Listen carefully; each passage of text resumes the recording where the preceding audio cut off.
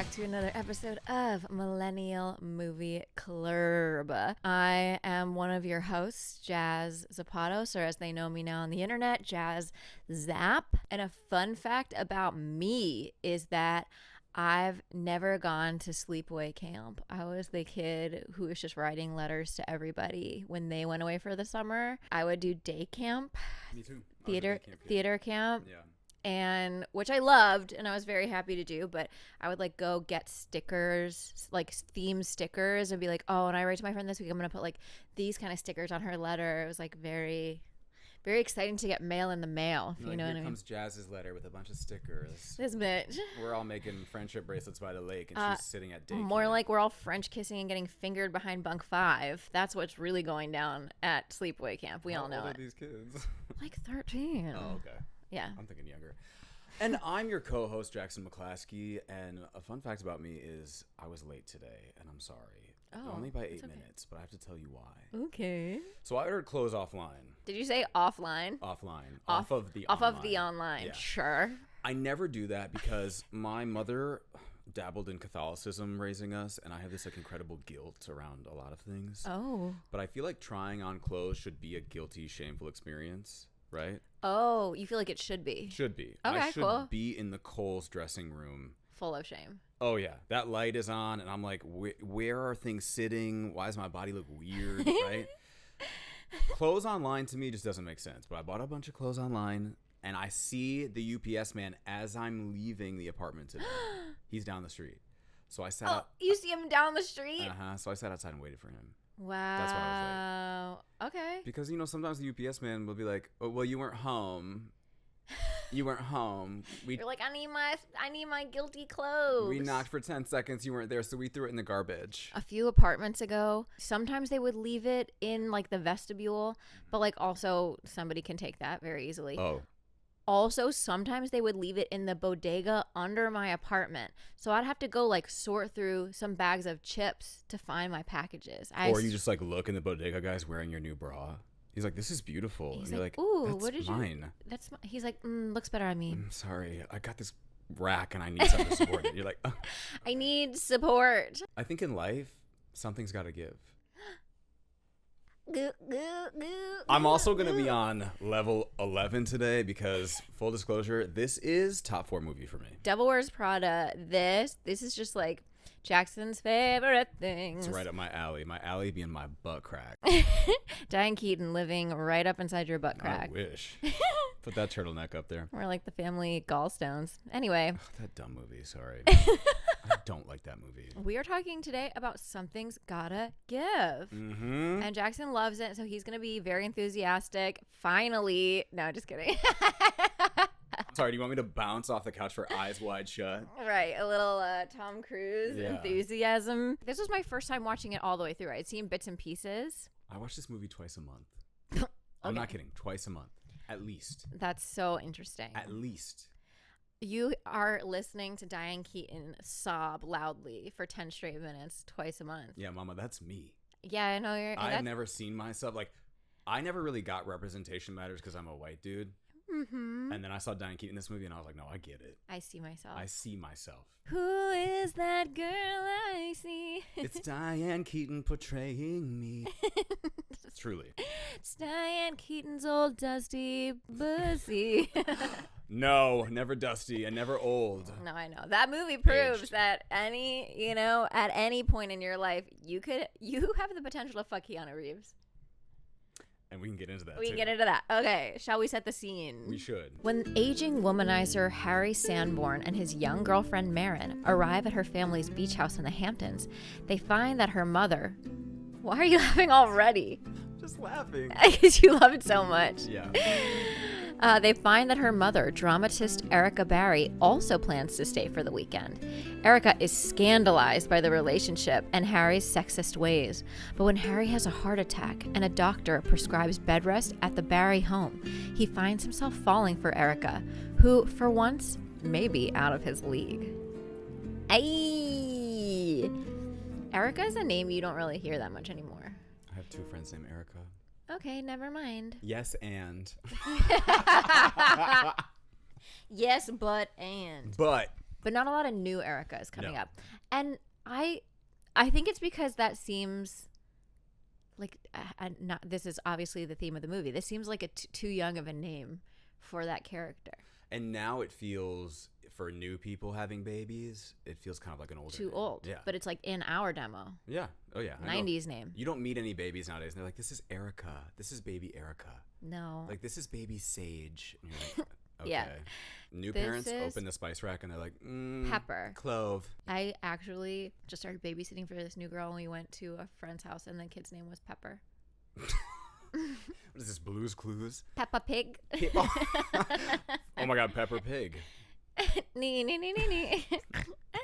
Okay. Anyway, classic. This movie was written and directed by Nancy Meyers. Nancy Meyers. You know, we know Father of the Bride, Parent Trap. Parent Trap. So many rom-com classics. She is kind of the queen. Yeah. Starring Diane Keaton of Jackson's Butt Crack. Also, Annie Hall, Father of the Bride, First Wives Club, The Family Stone, which clearly you are not a fan of. No. Was nominated for an Oscar for this movie. Hell yeah. And fun fact, was part of the original Broadway cast of Hair in 1968. Yeah, she was. She's been around. And then she kind of, you know, made a bunch of movies with a certain someone.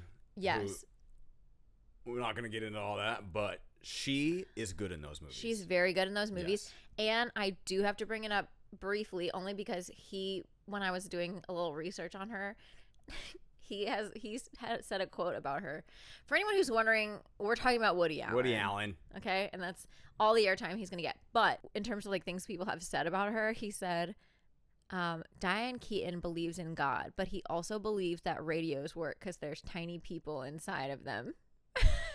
And I was like, relatable content. She's a little zany. Yeah, Yeah. she's kook. She's kooky. That's why we love her. Starring opposite Jack Nicholson. We know him from One Flew Over the Cuckoo's Nest, The Shining, Batman.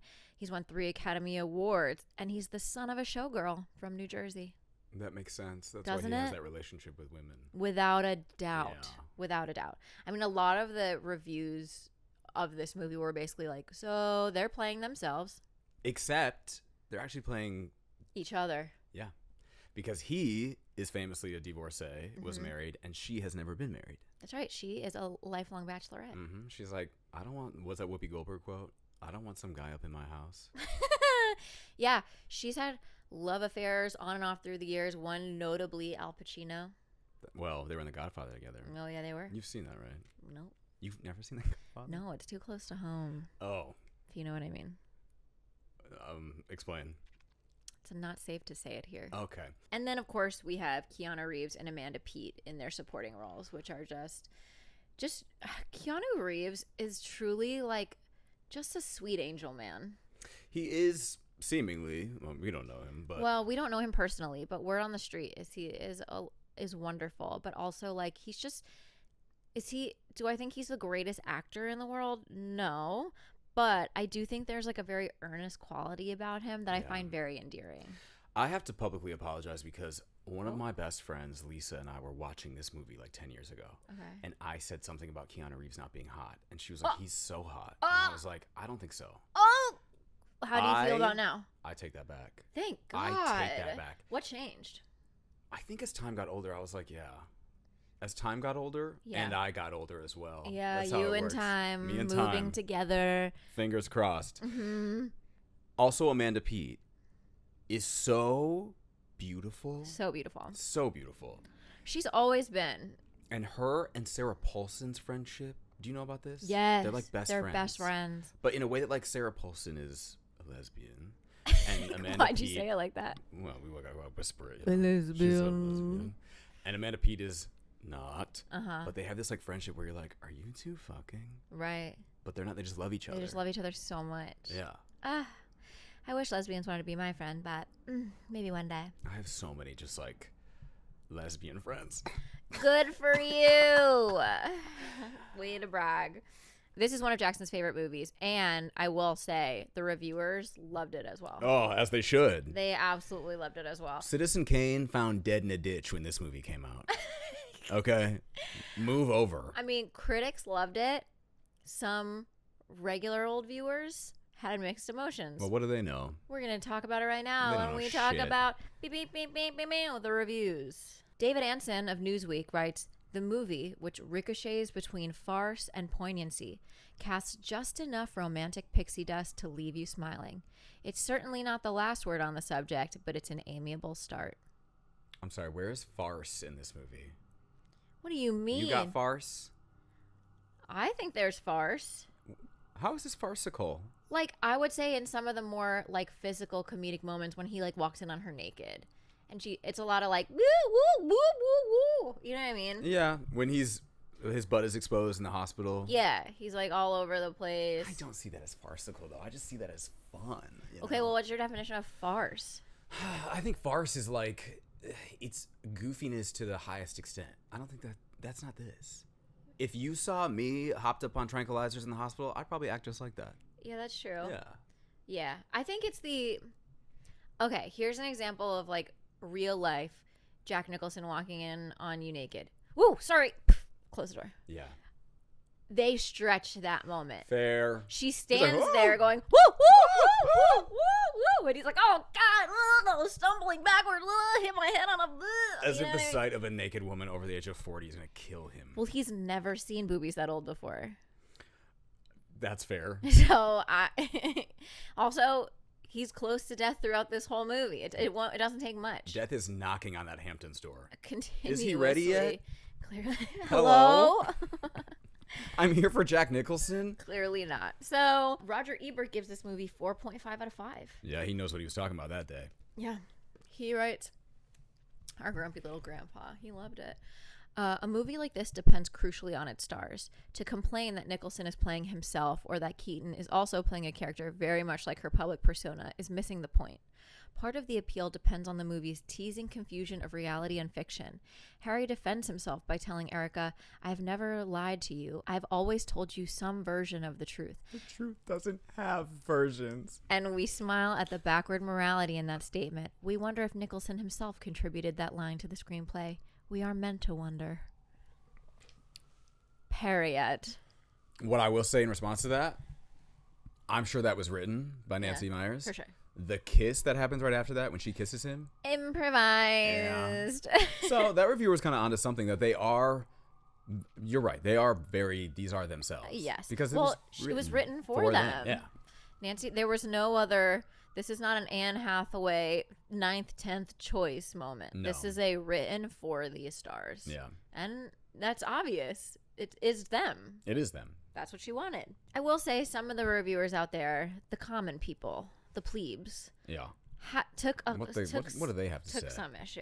What disgusting words are they string together to besmirch this film? One writes, ew. Is no one else grossed out that the daughter had a very physical and romantic relationship with Nicholson? And when they broke up, the mom did too? Oh, grow up. That's so disgusting. Come on. If these women were poor, no one would think it'd be cute. Grow up. Who is that? I specifically left names out because I knew you would be. Who is that? Vicious. But that's an interesting point. Would we think it's cute if they were poor? If this were like 8 Mile, right? And we see like a family in the trailer park, right?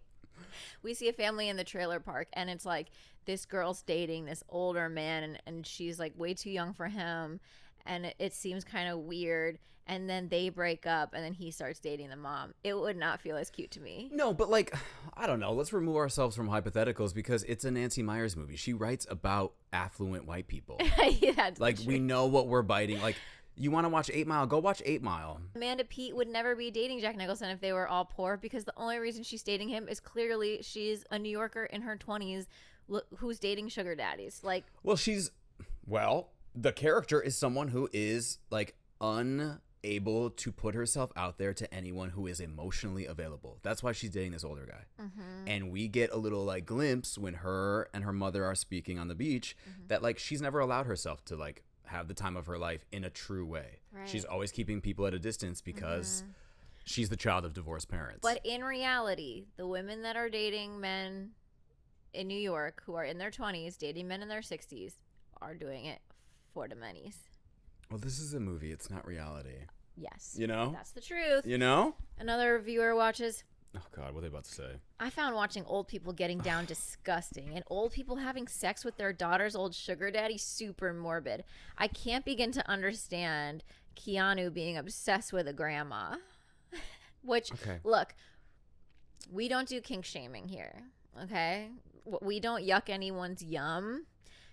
Again, I could, if my mom started dating somebody I had made out with, I would feel weird about it. However, there are a lot of young men who like an older woman. Yeah. If we are lucky enough on this earth, we will be old one day too. Yes. And I don't think that it's fair to assume that old people, notoriously, who go into nursing homes and then spread syphilis to each other because they're screwing around so They're much. getting down. So to assume that it's like, I don't want to watch old people kiss. Grow up. Yeah. Grow up. Did you ever watch Lemon Party stuff growing up? Do you know what that is? No. Okay, never mind. Gotta Google Don't that look it up. later. Put it in the show notes. But truly, it's like a lot of people online when they talk about this are like, oh, old people this, old people that. One day, hopefully, you will be old. Yeah, and you will be smooching too. You don't have to worry about your children anymore. Women don't have to worry about getting pregnant. Have your fun while you still can. I don't know. I just think, what did we not all watch the Barbie movie when Barbie sits there and she's like, "You're so beautiful" to that old lady? Yeah. And she's like, "I know." And then we were like, "Aw." But then if that old lady turned around and started making out with somebody, we'd be like, "Go home." And I'd be like, "Hell yeah!" I would have stood in the theater and clapped. The Looney Bins on Letterboxd. Woo. All I read is this one thing. Ready? Please. User Genevieve says, first of all, I gave it 2 stars. Ooh, out of 5? Yeah. Okay. I'm coming in your house. Jack Nicholson has truly never looked more like a testicle. Again, so many comments about the way that these two people look physically. Disgusting. It's the whole point. Celebrate wrinkles. Yes. I stand with wrinkle culture. I mean, I do slather SPF all over my body so I don't get wrinkles. Like but in others. I appreciate your wrinkles. I don't appreciate my own. someone thought I was 27 the other day. I'm serious. Hey. I mean, I had a hat on, so they were like, 27? I was like, that's exactly how old You I were am. like, psych! And they're like, oh my God, 49? You're like, count the rings on my bald head, bitch. I'm like a red oak tree. 27. Idina Menzel hangs off of me and sings in this version of Redwood on Broadway. Are you going to see that? Yes, my mom has already bought us tickets. Hell yeah. Let me know how that is. Sure will. All right, let's dive on into this plot, baby. Okay. I don't know. I cannot explain. No, actually, I can. Why this is such a prolific movie for me. Okay. But I'll do that at the end. Great. We are in New York. And this ain't no Eyes Wide Shut set in the middle of England. No, this is New York. Also, I was like, is this the exact same beginning as Devil Wears Prada? It's a bunch of hot women walking through New York, hailing cabs. I was like, wow, we were really, you have a Suddenly type. I see. Yeah, you have a type. And we get this like voiceover from Jack Nicholson where he's just talking about like also, full disclosure, I usually have notes when talking about the synopsis of the movie just to keep myself on track. I don't need that shit. Wow, that's brave. I don't need it. It's all in my head. Again, I watch this movie twice a month. Okay, no notes. You know those movies that you can put on and you're like cleaning and in the background you're just talking with the movie. You're saying the lines. That's me and like Forgetting Sarah Marshall. Really? Yeah.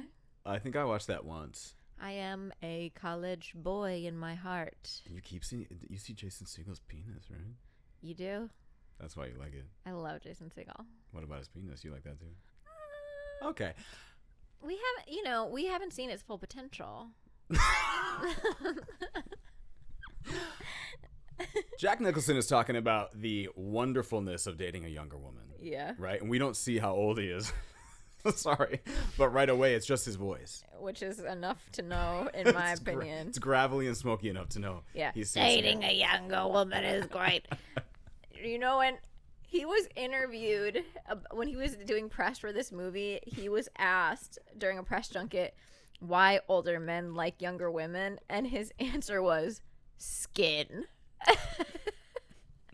Skin. I'm doing all this like this advocating for the wrinkle community, and he's like, I don't like wrinkles. I'm playing myself. Anyway, continue. Then we see him in the car with beautiful. So first of all, his name is Harry Sanborn, and he's a hip hop producer. Let's believe that for a second. He owns a recording company. Yeah, What that am I produces trying to like say? hip hop music. A music label. Thank you. A recording company. Get your shit together. And Amanda Peet is in the car with him, and they're out in the Hamptons. And you're like, is this his daughter? No, baby.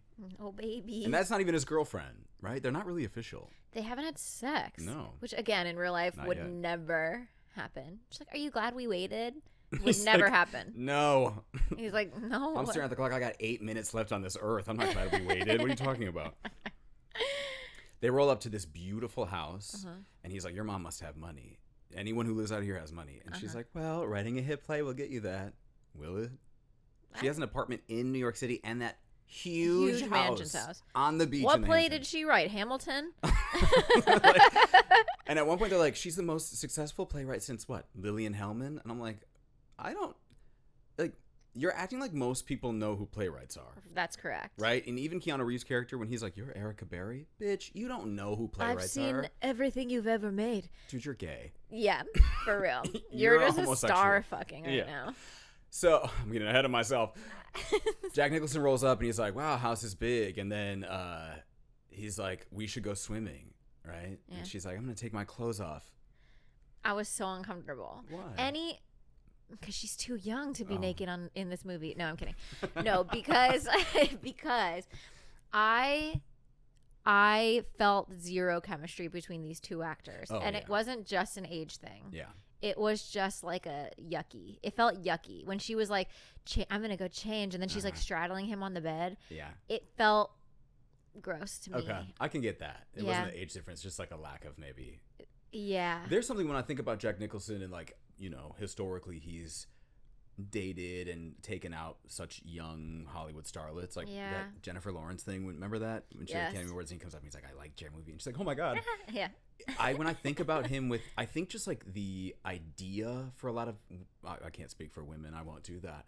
But for anyone to like get with him, I think it's just the idea that's like, oh my God, that's Jack Nicholson. It's Jack Nicholson. Right? I want to see what this is about. Yes. And I can also say like, I can watch a movie and be like, ew, like he's too old and that's yucky. But then I've also been in the presence of some much older actors and been like, oh my God, like when you're in their energy, their gravitational pull, you're like, okay, I get it. I think there's also something personality-wise about him that I'm like, if I met him in person, I'd be like, yeah, I'm charmed. It's the Riz. Yeah. It's the Riz. Because even when he was younger, it's not for me. Like never in my life would I've ever thought that I would feel the pull from this person. But I did a show once where I had to like go perform on stage with Billy Ray Cyrus. And what? Yeah. What show was this? Hannah Montana? It was not a TV show. It was like a concert. He was doing a concert. And my group that I was performing with opened for him. And then he was like, you guys are great. Like, come on stage and sing Old Town Road with us. Respectful, like, gentleman. He did not do anything remotely. He, like, looked through his highlighted hair and was like, but we're, like, girls hanging out with him, like, taking pictures with him after. And I was like, this man has an energy about him that is, like... Yuck. No. Get a grip. This is a thing. I can go... Billy Ray Cyrus? Yes. Okay. It was intoxicating. And again, he was not doing anything besides just like being himself, but he had like a soulfulness in his eyes. Like, I don't know what to tell you. You listened to him sing Achy Breaky Heart and you were like, oh my God. No, but that's the thing. Until I was in his immediate vicinity, I did not feel that. So I'm saying to make an argument for Jack Nicholson, it's probably that thing where you go like, not for me. And then you meet him and you're like, holy shit. Okay. That's what I'm trying to say. I get it kind of. Until you meet Billy Ray, you'll never know. I don't think I'm ever going to meet that man. Hey. But never say never. Never say never. The universe has plans unknown to us. And unknown to Marin, Amanda Peet's character, her mom is home. She doesn't think she's home. Her mom and her sister Zoe, played by Frances McDormand. They don't use her a lot in this movie. No, it's weird, almost weird that she's in it as like such a bit part. And yeah, this is after Fargo. This is after she won an Academy Award. Like she's not just coming Yeah, this up. Isn't her. Yeah. Yeah, but she's kind of half naked. No, she's in a bathing suit. She's in a bathing suit. He's in like a dress shirt and underwear. He's getting something out of the fridge. She's changing. Champagne, yeah.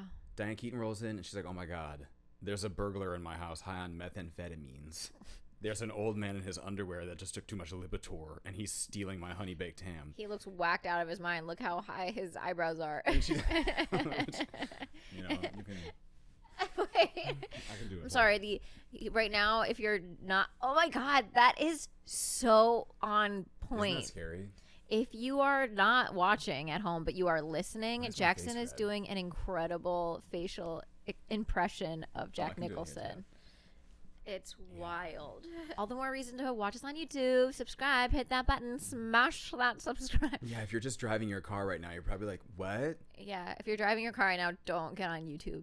Be safe. But yeah, she's like, I'm calling the cops. I'm calling the fucking police. And then Marin walks in. She's like, oh my God. Okay, that's a little farcical. Yeah. That's a little farcical. And then she's like, oh, it's okay. He's dating my daughter. I don't know which is worse. He's dating my daughter. They agree that they can all be adults and spend the weekend together. Even though Diane Keaton's like, girl, this man is 100 years old. What do you mean you're dating my daughter? What are you guys doing together? So they all sit down to have dinner in the thing about this house, which is a set. It's not a real house, unfortunately. All these people are like, oh, I love this house. It's all these beautiful beige colors, and there's French music always playing, right? It's like sand in your ass crack. Not a real house, unfortunately. That's sad. But they're all sitting down for dinner, eating, I don't know, salad and linguine, and they get to talking. And this is like, there is the embers of chemistry between these two characters, but very small. He is not regularly challenged by women. Yes. And she's very smart. She's very quick. She doesn't take any of his bullshit. And not to generalize, but straight men who are used to like sort of walking all over people typically kind of like being put in their place a little bit sometimes. She's very maternal with him too, like throughout. She's like, you know, she's always like making sure things are, even before they actually really like each other. Yeah. She just has like an energy, and people like being taken care of. Well, and I think too, like when he says like, you're a woman to love. Yes, she's very accomplished and she's very certain of herself and sure. But like you said, there's a maternal, nurturing aspect about her that he's not used to because he's dating 22-year-olds. Yeah, right? He has to like be always sort of leading the charge, and also like probably being the most interesting person in the conversation. Yeah, and popping Viagra like it's nobody's business. No wonder his arteries are destroyed. Okay, the Viagra's running through his body at lightning speeds. Correct. Straight to the pee-pee. So they're at dinner and they're, you know, just going back and forth tit for tat. Zoe, Frances McDormand's character, it turns out teaches women's studies at Columbia. He's like, I have to get out of He's here. like, oh my God. And she's like, no, but look, right? You and my sister are roughly the same age. You are celebrated as this like escape artist, right? Yeah. She's like, because I read an article about you. Can you imagine if in New York they were writing articles about every fucking older man who dates younger women? It would need its entire own newspaper. You know, she was like, in New York Magazine. I'm like, they had nothing else to write about. Oh, a man who won't settle down and only is rich and only dates young women. Give me 6 pages. Like, okay, it could have been anybody. You could close your eyes and point it in the street of Manhattan. And he's like, oh, well, you know, yeah, I guess I'm the escape artist. He's 63. Diane Keaton her character's roughly 55 or 56. What? Yeah. No way. Yes, because Keanu Reeves' character says that he's 36. She goes, I'm almost 20 years older than you. Think about it. It's so crazy because she seems so much older than a 55-year-old today. Well, because like now we get a lot of older actresses who look like they're 27. And Diane Keaton, yeah, like you know, we get a lot of 45-year-olds that look like they're 27. I'm try a decade younger than that. But still, yes, I understand what you're saying. Especially for the way that she talks about herself. Like, I thought I was done for good having sex forever. It's like, bitch, you could live at 53, 55, like, you could live almost your whole life again over. Like, yeah. If you live to be 100, like, what the fuck are you talking about? Well, not the way she's crying. She'll be dead in like 20 years. But that's correct. Yeah, the stress on her heart. And she's like, see, you're celebrated, right? And she was like, but my sister is like an old spinster, right? And she goes, but if anything, it makes her more interesting. She spends night after night alone writing her plays.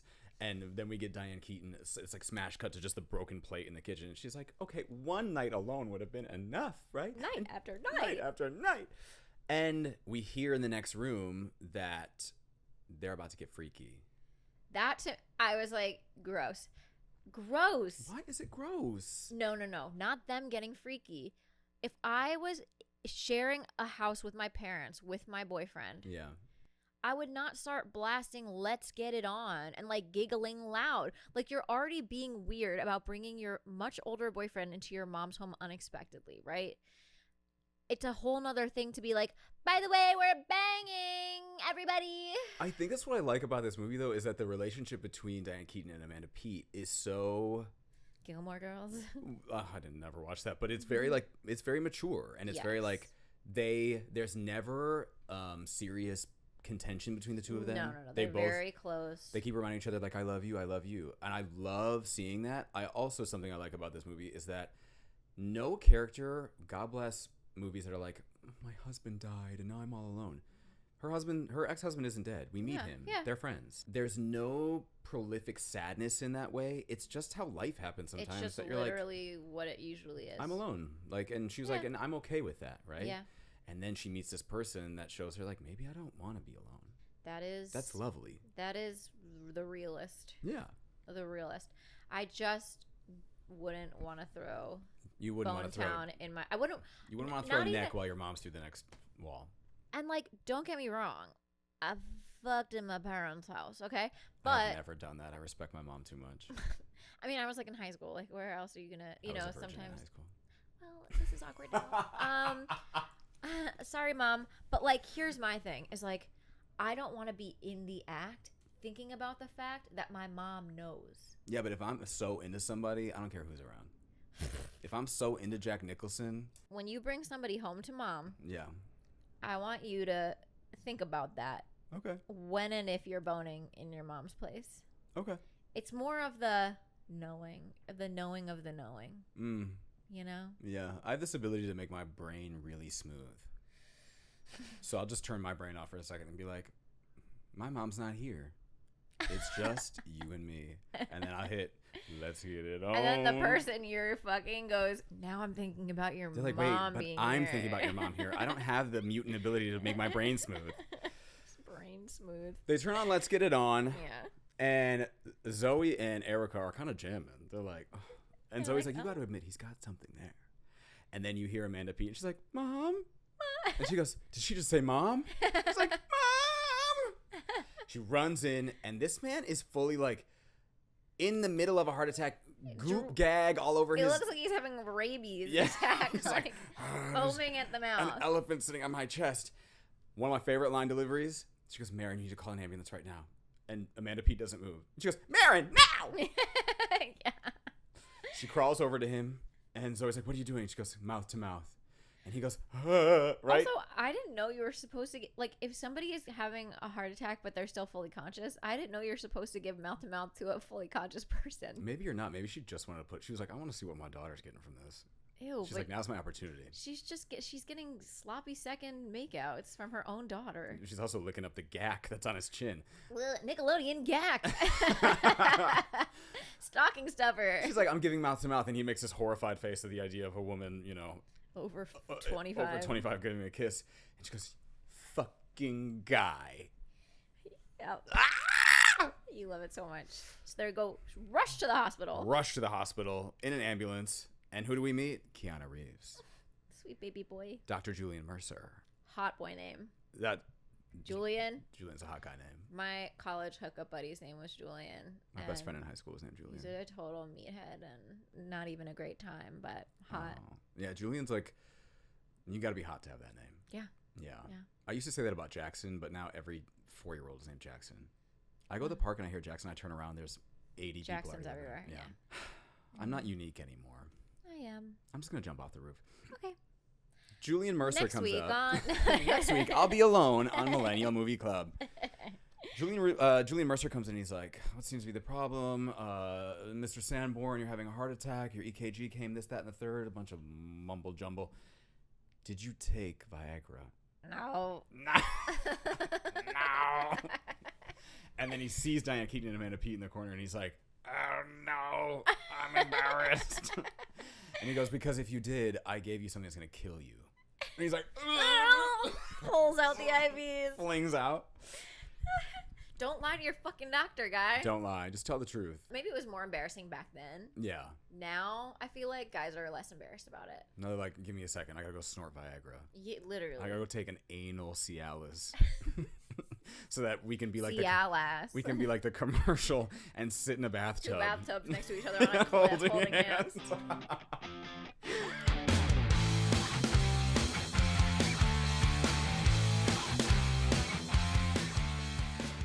Julian Mercer comes out and he sees the three women and Amanda Pete's like, oh my God. And he's like, don't worry, your dad's going to be okay. And she goes, he's not my dad. I'm sorry, your granddad's going to be okay. And then Erica's having this reaction and she's like, oh God, right? And he goes, oh, well, Mrs. Sanborn, he's going to be fine. She's like, oh, no. He goes, oh, well, who are you? And she goes, I'm Erica Berry. You're Erica Berry? The playwright?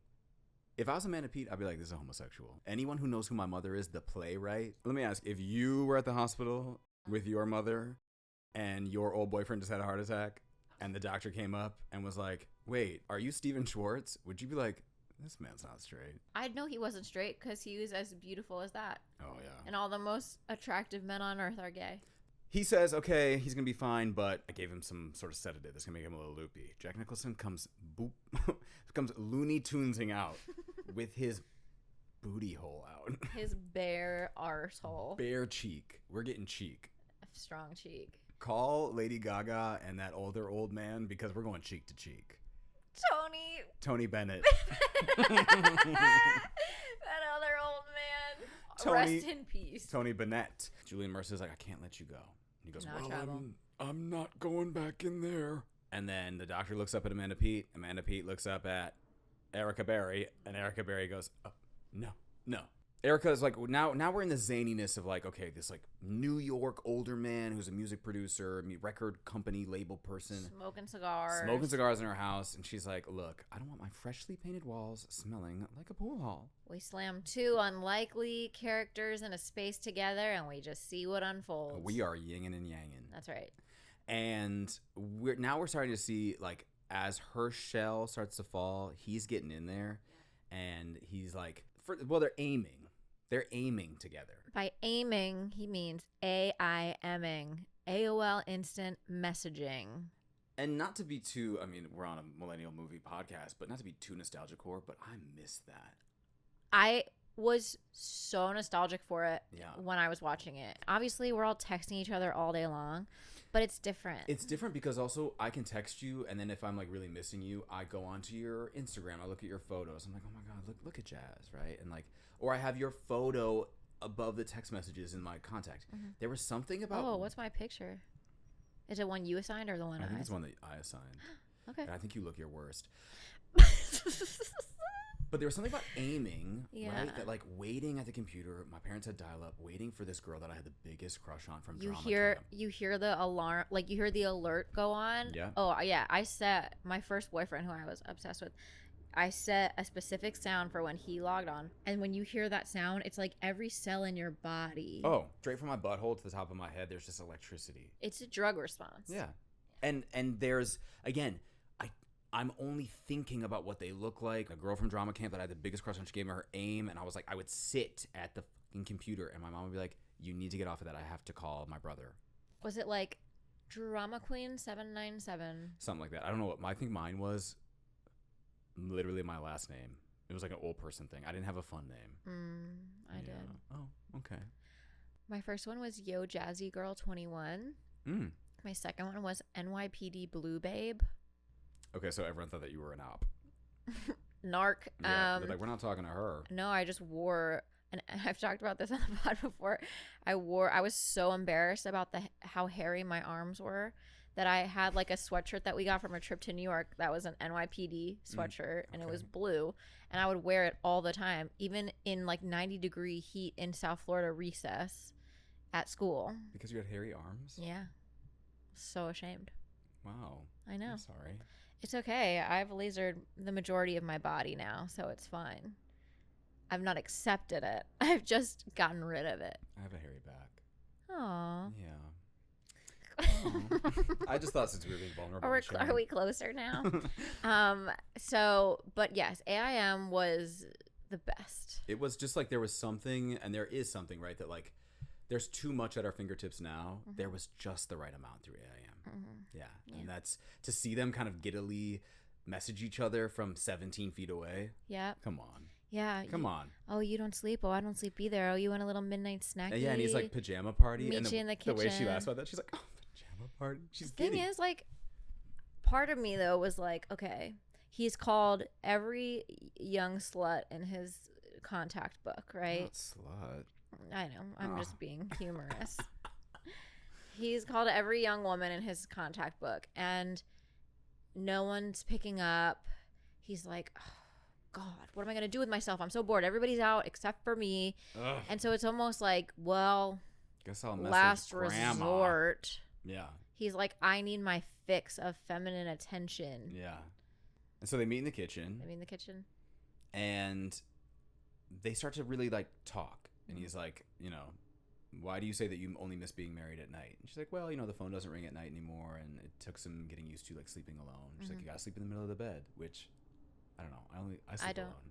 Yeah. Well, you don't sleep alone, but I sleep alone. Not anymore. But even when I was sleeping alone, I was not really sleeping in the middle of the bed. No, I have a side. Yeah. Yeah. And that way, like, you kind of save room for when someone comes. You're like, manifesting. Yeah, You have to leave room for the universe to provide. That's my empty side of the mattress for someone to fill.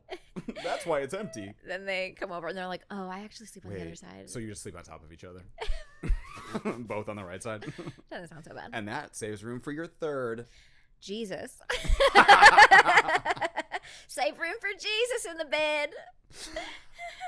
But anyway.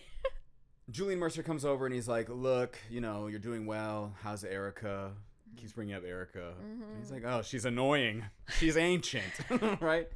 And Julian's like, oh, no, I think she's wonderful. And he's like, well, Amanda Peet definitely takes after her father because the other one's fucking insufferable. Because she's never around.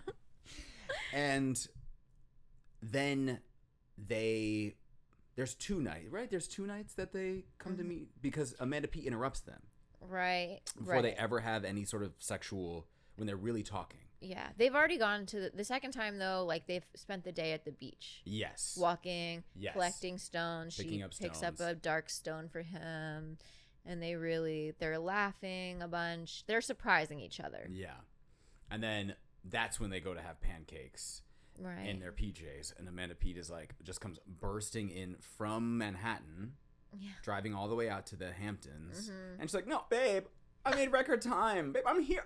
You're like, crazy. And you can tell the two of them are looking at each other and they're like, well, this is ruined. Yeah. He's like, I didn't take Viagra. I was getting a natural boner and it's gone. It's absolutely gone. And she's like, I just wasted 3 eggs. Oh. Because the pancakes. The pancakes. Yeah. Sure. So they have this moment where they're like, okay, it's not going to happen. And then the next day, Amanda Peet's like, okay, I have to break up with him. He's much too old for me.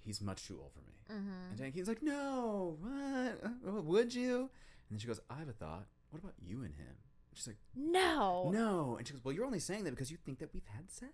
She goes, well, haven't you? She's like, no, that's what almost killed him 2 nights ago. We almost did. Forget a petite more. Okay, but the grand more. And menage a trois. The third person was the Grim Reaper. The Grim Reaper. And so Diane Keaton's like, okay, I'll think about it, you know. And Amanda Peet breaks up with him. And actually she realizes that he broke up with her. And she goes, go ahead. Like, he's yours. This is an exchange. I can't. They're close. Too close. They are bajingo sisters. We're close. Too close for comfort. I just, as a woman with a mother, I cannot think of this without feeling queasy. Yeah. To be like, he's all yours, Mom. Go ahead. No. I've warmed him up for you. Blech, blech. No. This is some Jerry Springer Maury. Heart racing for you. Yeah.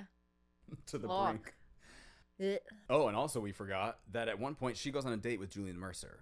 Yeah, she does. Speaking of Julian Mercer, the film's title is originally derived from a song by an artist named Johnny Mercer written in 1954 that was originally performed by Fred Astaire in the movie Daddy Longlegs in 1955. And in this film, Keanu Reeves' character Julian Mercer is paying tribute to that songwriter. Do you know the song? Something's gotta give, something's gotta give, something's gotta give. I know. Of course you know it. Shit. But they're on a date, and he's like, "You're very sexy," and she's like, "Oh no."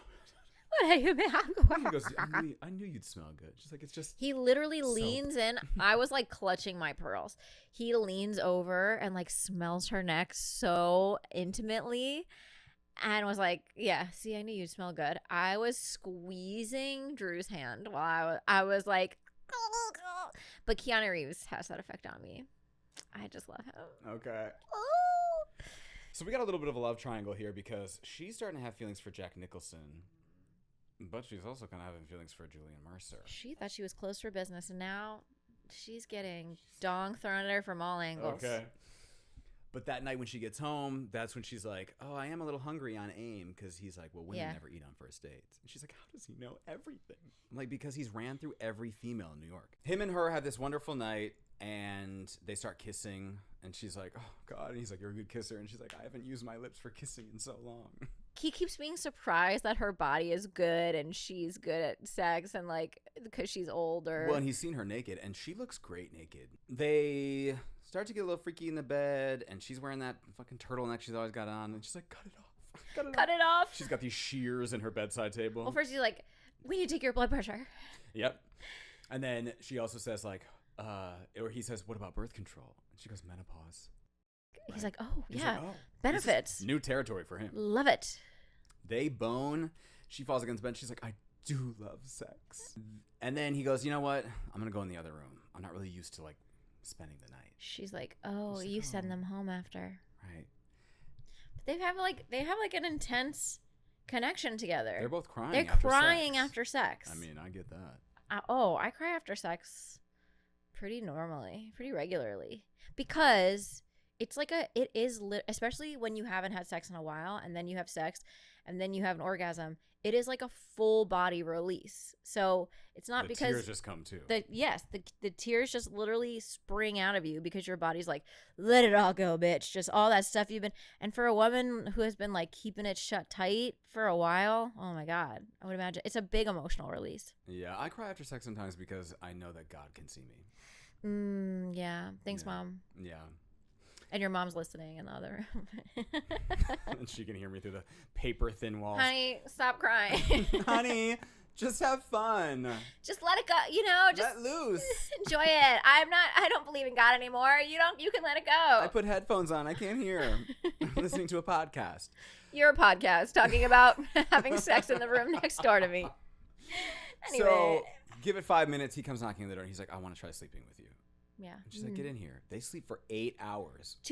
I love that because like these are two people that are like, oh, I can never sleep. I don't get more than 4 hours of sleep a night and blah blah blah.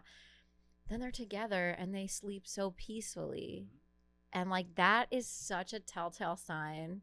I knew that when I met my current boyfriend because I didn't used to be that great at sleeping in bed, falling asleep in bed next to other people. I met this man and I would start getting really sleepy around him like early and I'd be like, what's wrong with me? Yeah, because he's so fucking boring. No, but and I was like, what's wrong with me? Like I'm usually a night owl. It normally takes me so long to sleep. I get into a bed with this man and I'm out. And I looked it up and it's like when your nervous system recognizes like comfort and safety in someone, it makes you tired. Usually when like a friend of mine comes to visit, they just sleep in the bed with me, like Ivy. Yeah. Shout out to Ivy. Hey, Ivy Boo Boo. Hi, my best friend. But she falls asleep within like a second. I'm still up thinking about everything. I'm like, I don't feel safe next to this girl. She's going to roll over and smack me in the face. Yeah. And she's jacked. She's not your person. Yeah, she's not your person. Yeah. She is. She's your best friend person. Yeah. But she's not your romantic partner person. No, but I do feel like more comfortable and safe when she is around. That's true, because she could beat up any burglar that comes in. I'm like, get him. Oh, my God. Ivy's a professional stunt performer, by the way. Yeah. So she is jacked and amazing. And beautiful. And she's perfect. She's literally beautiful. Perfect. Anyway, so they're like, okay, what's going on? Are we in love? Are we in love? And this is where I identify with the Diane Keaton character so much, because this is where she's like, okay, I'm going to bust out all my, my nurturing things. And that's me. When I really start to like somebody, all of the exterior shell falls away and you go just into like caretaker mode. Soft nut meat, right? Yeah. I have inside of me an incredible amount of soft nut meat that I don't dish out to everybody. I hate nut meat. I hate that term. Well, that's what's in me. hate the term. I'm chock full I of it. love you and I love everything inside you. But yes, I understand what you're saying. So I identify with her that she's like, okay, I have this great recipe and all this. And he's And like, not for nothing, I think he's probably doing his normal plays where like he's feeling conflicted. He's doing what he does with everyone to keep them at arm's length while also still interested by saying things like, you're a woman to love. yeah, I love ya. I love ya. Right. You know, where and she's rolling down the hill head first. she's like, I'm hearing what I and I don't like this because this is a thing that men do, straight men. I can't speak for the gay community and I won't either. But they can speak for me. I don't want to speak for them. Yeah, there is a lot of that. Like, well, I didn't exactly say this. Like, you took it how you wanted to take it. And it's like, sir, you know what you're doing. Yeah. So she's like, we should go to Paris at the same time for our birthdays if we still know each other. What do they call that now? Breadcrumbing? Breadcrumbing. Yeah. Yeah. And then he's set to go. He's cleared to leave. The doctor, Mercer, is like, you can leave. And she's like, I made you a sandwich. She's like, fully Sarah Jessica Parker, Sex and the City, just like showing up with the bit in her mouth. Like, bonjour. being embarrassing. Yeah. Here's a sandwich and here's a glass jar full of rocks for your travels. That's beautiful. To remember me by. Something to remember me by. Because when they're on the beach, he hands her the dark rock and says something to remember me by. She gives him the dark rocks with one. She could have just handed him like one white rock. She handed him like a 25-pound jar full of beach stones. I can't lift this. I just had a heart attack, bitch. She should have just given My him left like arm doesn't work. a pair of her underwear, something to remember me by. He's like, it smells like you. Wow. I knew you'd smell good. Writing. Also, throughout this whole thing, we forgot to mention, she's been trying to work on her play, and she basically starts writing sort of what's happening. Yeah. Like, he's kind of feeding her dialogue. He's very much inspiring the plot for her play that she's working on. Yeah. Until she gets a frantic call from her daughter. Amanda Peet is right outside of the ABC Home Store on Broadway and 19th Street. And she's like, because you can see the Paragon store in the back. And she's like, oh my God, Dad's dating someone that's exactly my age. And she's like, what? Huh? She's like, I need your help. Like, I need you to come into the city. So she comes in. While she's standing there, she's like, about to smoke a cigarette. And she goes, will you just please come to dinner with us, please? Like, and she's so like, it's so funny that the Amanda Peet is like, this is fucking horrible. This is crazy. Like, why aren't you more upset? And she's just like, I don't know what to tell you. Because I'm getting dicked down. Yeah, I'm still on that high. She's like, you have never looked more radiant. She's like, I know. Like, I know. Your ex-boyfriend gave it to me. Your ex-boyfriend cut my sweater off. You should have fucked it when you had the chance. Yeah, like, he's amazing, man. You missed out. They go to dinner, and with her dad and his Erica Berry fiance is sucking down martinis. And yeah. She's like, it's so delicious. And then she sees in the mirror that Jack Nicholson is coming in with some young artsy-fartsy girl. And she's oh God. I need some air. Runs into the server, and then she's like, oh, hi. And he goes, oh, do you know? And she's like, bye. No, absolutely not. Stumbles out of the restaurant. Her phone goes off. She answers. She's like, hello. And he goes, can you slow down? You're going to give me another heart attack.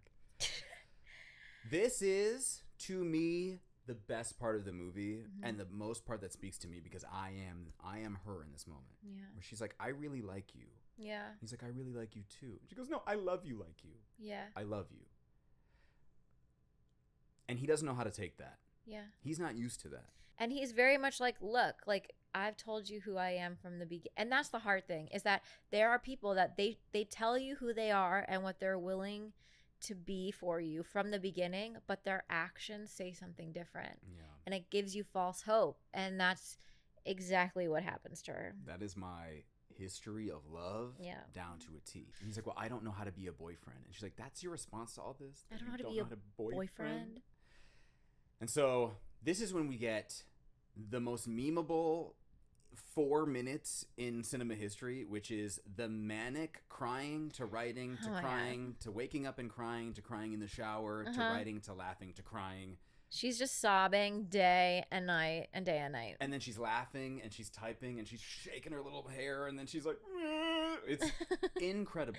She has her career. And honestly, this is the truth. After a breakup is when I've always been my most productive, my most creative. Like, that's what, like, my biggest projects come together. Because I'm crying like that, though?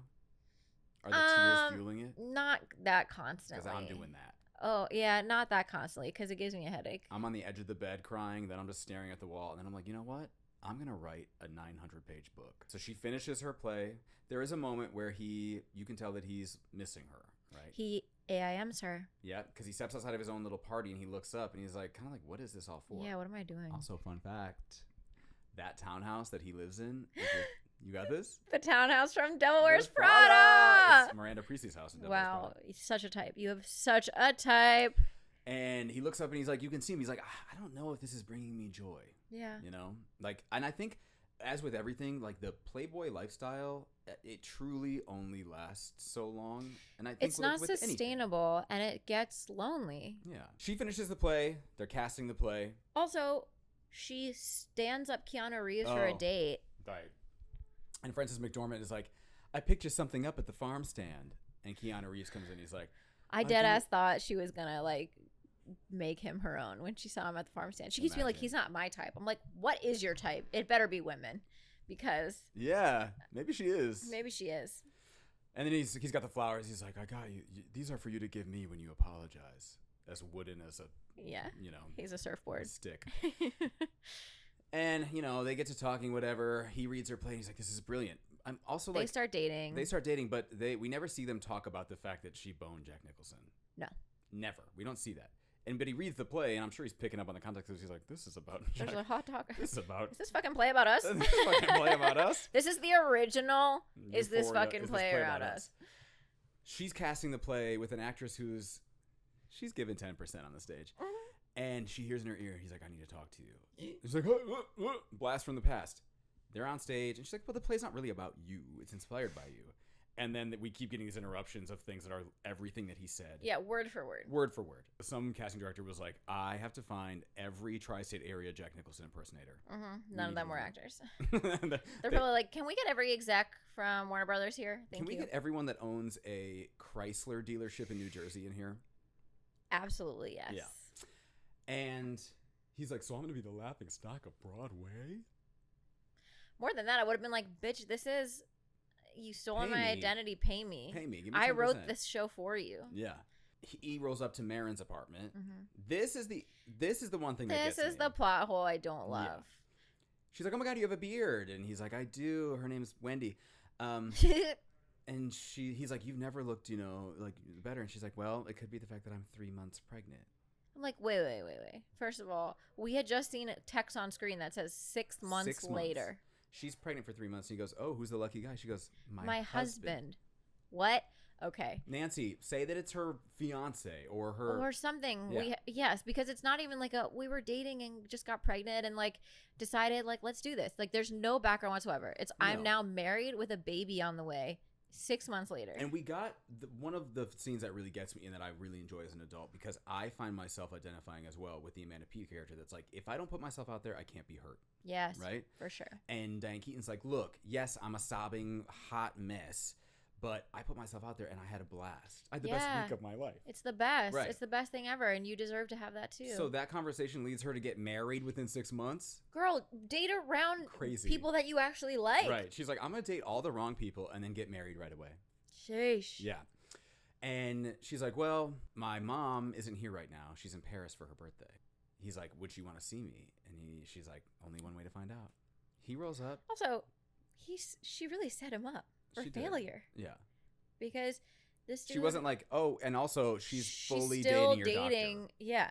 Jack Nicholson walks in and Diane Keaton's like, what the fuck? Yeah. He's like, she's drinking wine and she almost kind of like crawl into the table. Yeah, it looks like she's going to hide. And he sits down and he's like, look, I got to tell you something. I sat on the beach for 5 seconds and realized that I had a better idea. I'm going to go through my Rolodex of hurt women and I'm going to try to hear them out about why I am the way I am.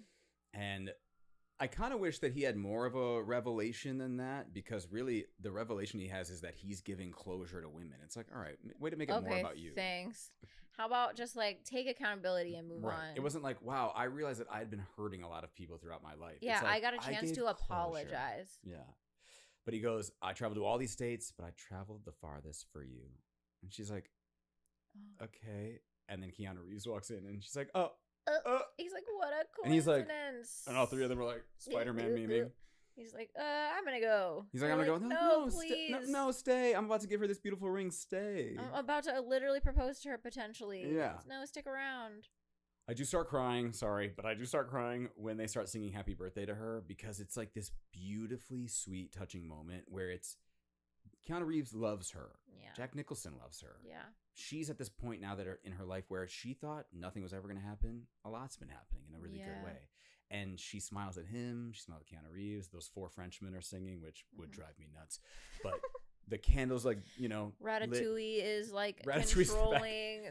It has made the cake for her. Ratatouille's in the kitchen. Just like. A bunch of rats run out to also sing to her. God, also, my favorite Pixar movie. Mine too. Anyone so can cook. Anyone can cook. We should do that. Okay. And then they leave the restaurant, and she's like, "Take care of yourself, Harry." Right? And she has this moment where she's like, he like pulls her in. He's like, "Look, if you ever," and she's like, and like she stops and she looks at Keanu Reeves, and Keanu Reeves is looking at them like, "What the fuck is going on?" Is like, Keanu Reeves picks up on it at dinner for sure. Yeah. But then because he can't, unfortunately, as beautiful as he is, he's not matching the Riz. The Riz ain't there. And so they leave. They jet off. Jack Nicholson is walking around by himself. It starts to snow. It's picturesque Paris. Mm-hmm. He goes, "Look at me. I'm the girl." Like, he starts crying. I'm the girl. I'm the girl. Bar. A taxi rolls up. And Diane Keaton rolls out. Can you imagine if she just rolled up and just pushed him off the bridge? And then gets back in the car. Gets back in the car. I'm going to go get dicked out by Keanu Reeves. Finally, he gave me closure. Thank God I got that closure. And now he's dead. Now it's the end of The Shining when he's frozen. He's like, and he goes, "Where's Julian?" And she's like, "Well, he said that when he saw us together, he knew that I was still in love with you. What do you have to say to that?" I would say that makes me the happiest guy alive, right? That makes my life or something. Beautiful. It's beautiful. Mm-hmm. And then we get this really corny ending where they all walk in together. Amanda Pete's had her baby. They're at brunch with the family. They're at a restaurant that you would never bring a baby to. No. Throwing the baby around like a beach ball. They're in Manhattan. Like, no. They're just having brunch in Manhattan with a baby. And people do that inappropriately all the time. And Paul Simon is playing in the background. It is such a beautiful film. It is. It is. It reminds me of the end of The Holiday, when there's like, we're all together, everybody's together, Kumbaya, we're all gonna my dance Lord. with a baby. And it's like, okay, we get it.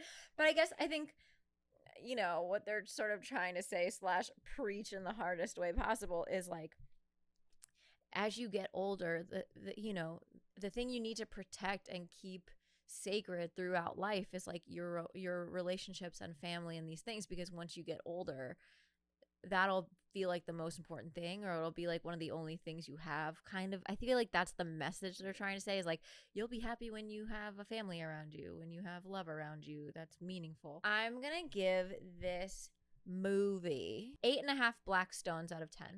Okay. White stones. And what are your final, like... My summation of the film is... As someone who just watched this all the way through for the first time. Yes.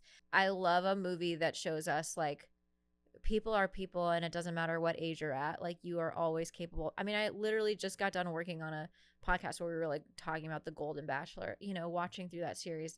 I love people giving other people hope of, like, your life isn't over. And your love life isn't over at 50, 60, 70 necessarily. Like, there's no reason to give up. It's definitely a comfort watch. And again, it's that thing where it's the aspirational Nancy Meyers of like, oh, I feel cozy just watching other rich people in their Hamptons home. Yeah. Mm-hmm. Yeah. For a little bit, I get to live in that Hamptons home too. I give this film one of the most seminal pieces of film in the history of film. Mm-hmm. I give this 12 out of 10 matching subscription glasses. Oh my God. Matching prescription glasses. Do you hear me say subscription like a magazine? I did. And remember how I said that my brain can turn smooth sometimes? It just does not. One little smooth. This movie is funny. It's heartwarming.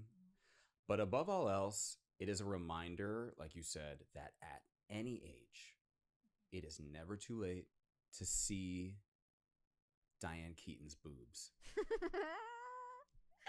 Yeah. It is that even if you're set in your ways in a certain Yeah. sense, you can open yourself up, Yeah. both physically and metaphorically, Mm-hmm. to something that can really surprise you. Yeah.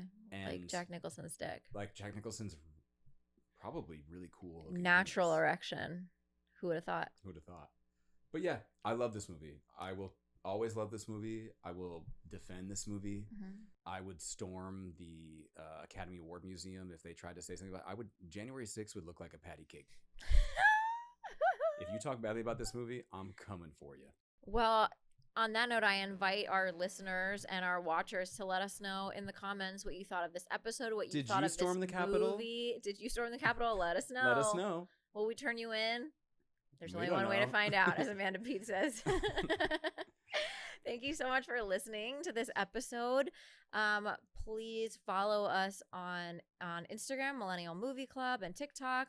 Please subscribe to the pod wherever you Please listen. subscribe. Please like, subscribe, rate. Rate it and review it. Even if you write, like, Jackson's voice is so fucking annoying. Still give it 5 stars. But please write some. But please, yeah, write a review. Let us know what you think. Let us know what you want us to review. Thank you for your ongoing support, and we will see you next week. We will. Bye. Bye. I love you. Love you. I don't know you. I love you. Love you. I love you. You. No, but I made you a sandwich. But no, but I love you like you. I really like you. I like you too. No, but I love you like you.